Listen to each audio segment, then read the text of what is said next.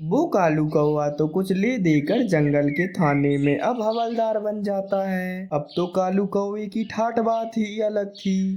अरे कालू, ध्यान रखना, मेरी जेल में किसी निर्दोष पक्षी को मत डालना, और अगर कोई किसी को ज्यादा तंग करे तो उसे ही जेल में डालना। मैं अपने थाने के अंदर आने वाले पूरे जंगल को भय मुक्त देखना चाहता हूँ। अरे दरोगा जी, आप चिंता ना करें, अब मैं हूँ ना, अब मैं हवलदार बन गया हूँ। मैं कोई ऐसा वैसा कौवा नहीं हूँ, मैं सभी पक्षियों का ध्यान रखूंगा, और अगर कोई पक्षी किसी पक्षी को तंग करेगा तो तुरंत उसको जेल में डाल दूंगा और फिर आपको रिपोर्ट भी करूंगा। फिर कालू कौवा अपने घर चला जाता है और बिजली कब्बी से कहता है, अरे कब्बी, आज तो गजब हो गया, अब मैं इस जंगल का हवलदार बन गया हूँ। कालू, ऐसे कैसे पक्षियों को पता चलेगा कि मेरा पति इस थाने में हवलदार लग गया है? चलो किसी कमजोर पक्षी को देखकर उससे कहते हैं कि अब वो हमारे लिए दाना जमा करे। अरे हाँ, चलो बिजली, आज हम लोग तोते के पास चलते हैं और उसी से कहते हैं कि वो हमारे लिए दाना जमा करे। फिर क्या था, बिजली कब्बी और कालू कौवा उस तोते के घोंसले की तरफ जाते हैं। अरे ओ तोते, मैं इस जंगल का हवलदार बन गया हूँ। आज से तुम मेरे लिए और मेरी पत्नी बिजली कब्बी के लिए दाना जमा करोगे। अरे तुम्हारे पास इतने पैसे भी हैं जो हमसे काम करवाओगे?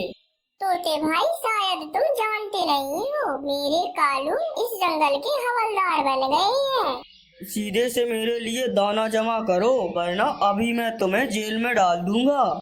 अरे बड़े देखे हैं मैंने तुम्हारे जैसे हवलदार, चल भाग यहाँ से, बड़ा आया फ्री में मुझसे काम करवाने वाला। कौवा और कौवी वहाँ से चले जाते हैं। घर जाकर बिजली कौवी कालू कौवे से कहती है, कालू, ऐसे ये पक्षी हमसे डरने वाले नहीं हैं। तुम किसी तरह किसी एक पक्षी को अपनी जेल में डालो ताकि ये सब पक्षी फिर तुमसे और मुझसे डरने लगें। अरे पर बिजली कौवी, जेल में डालने के लिए किसी पक्षी का दोषी होना भी तो जरूरी है।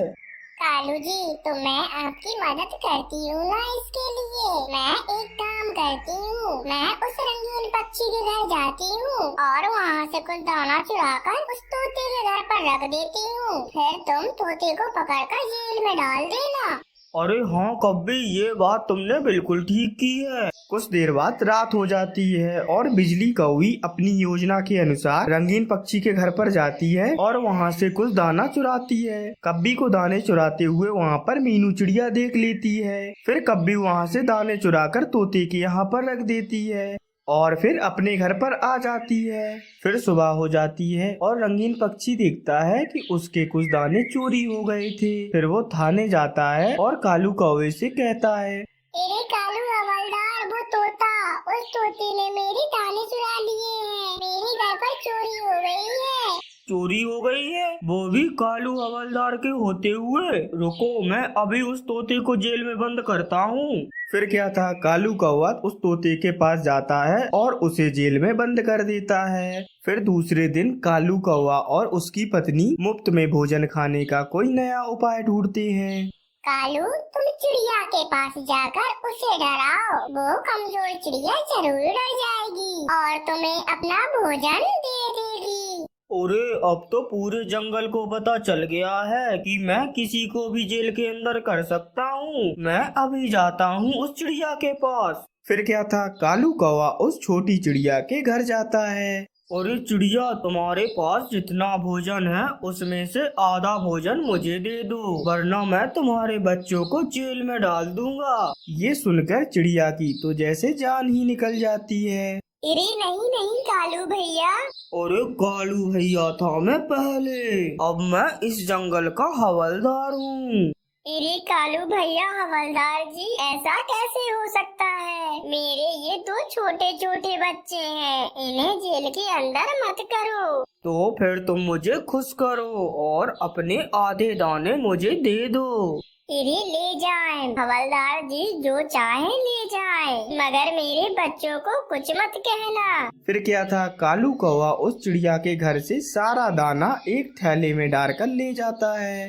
अरे मम्मा, ये पुलिस वाले तो हम सबकी रक्षा करने के लिए होते हैं, फिर ये हवलदार हमारे साथ ऐसा कैसे कर रहा है? अरे बेटे, हम गरीब पक्षी हैं। अगर हम उससे कुछ ज्यादा बोलते तो वो तुम्हें जेल में डाल देता। अच्छा हुआ जो मैंने उसे भोजन दे दिया। मैं फिर से भोजन जमा कर लूँगी। तो फिर कालू चिड़िया तो बहुत रोई होगी। अरे बहुत बहुत रो रही थी वो चिड़िया। अरे जब मैंने भोजन मांगा तो उसने चुपचाप आधा भोजन मुझे दे दिया।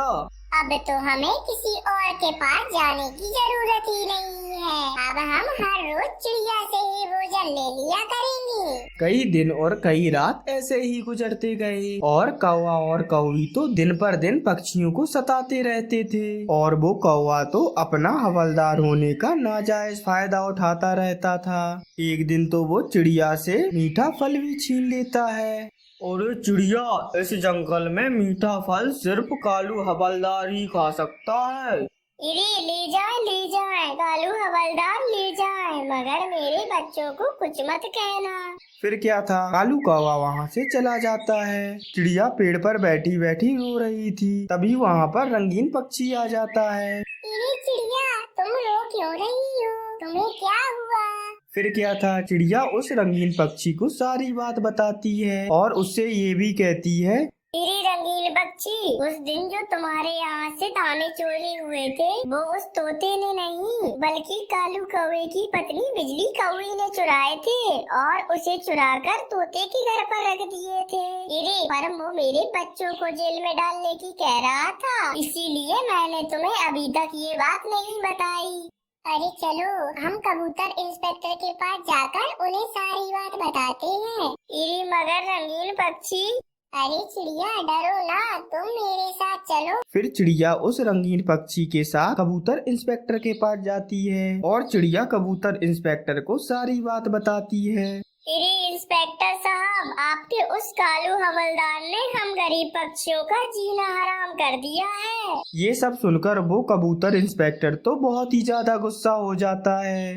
अरे उल्लू सिपाही, जाओ और जाकर उस कालू हवलदार को जल्दी से बुला कर लाओ। फिर उल्लू तुरंत जाकर कालू कौवे हवलदार को बुला लाता है। कबूतर इंस्पेक्टर के पास रंगीन पक्षी और मीनू चिड़िया को बैठे देखकर वो कालू हवलदार सब समझ जाता है। अरे कालू हवलदार, क्या जो चिड़िया और रंगीन पक्षी कह रहे हैं वो सब सच है?